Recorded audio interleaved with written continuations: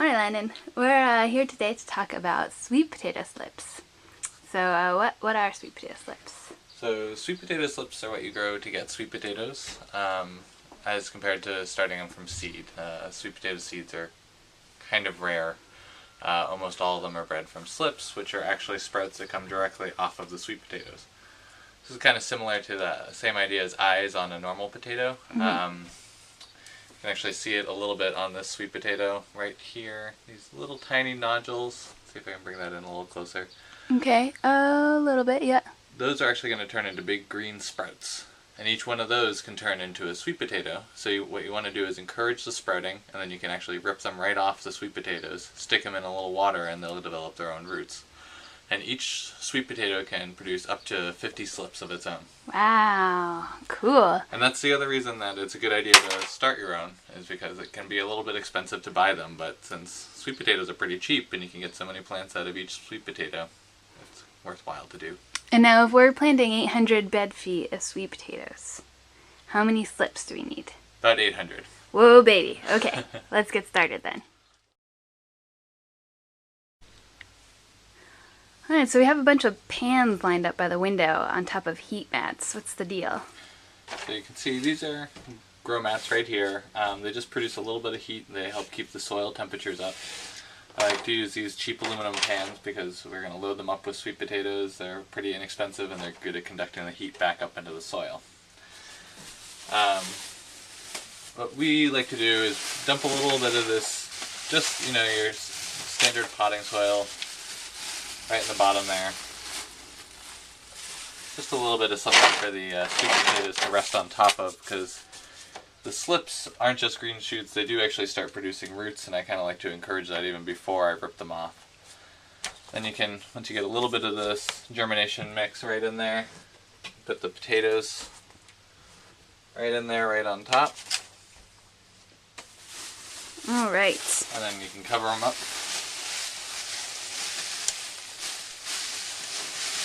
The potting soil.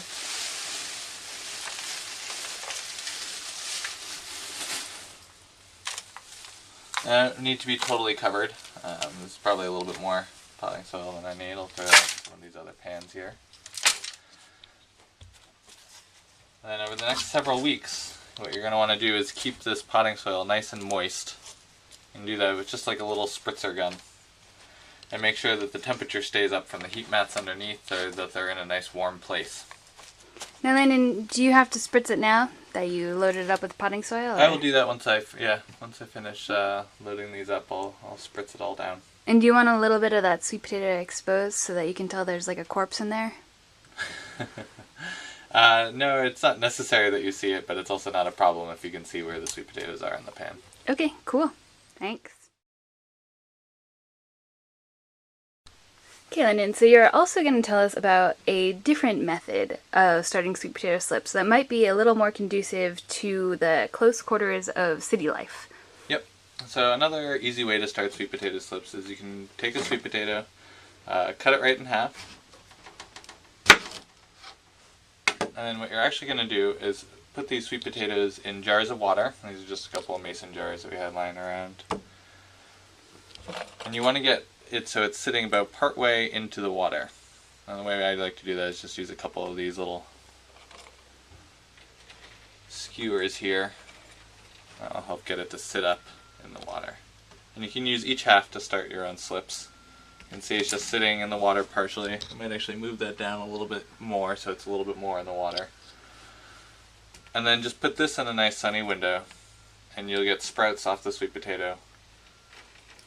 And do you need to spritz this too?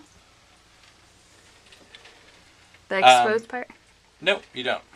You can just let it sit like that. Water will come up through the sweet potato and the sprouts will come off the top. And there are going to be roots coming out of the bottom of the sweet potato, right? Yeah.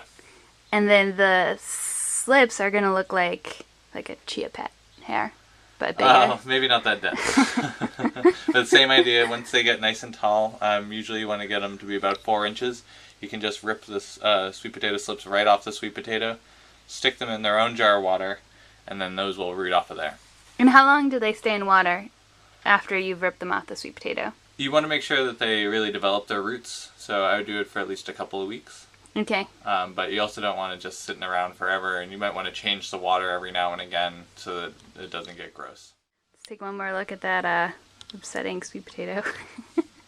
This method I find to be somewhat unnerving. They're both unnerving, but they're exciting because you get sweet potatoes in the end. Well, thanks, Landon. Look forward to checking on the progress.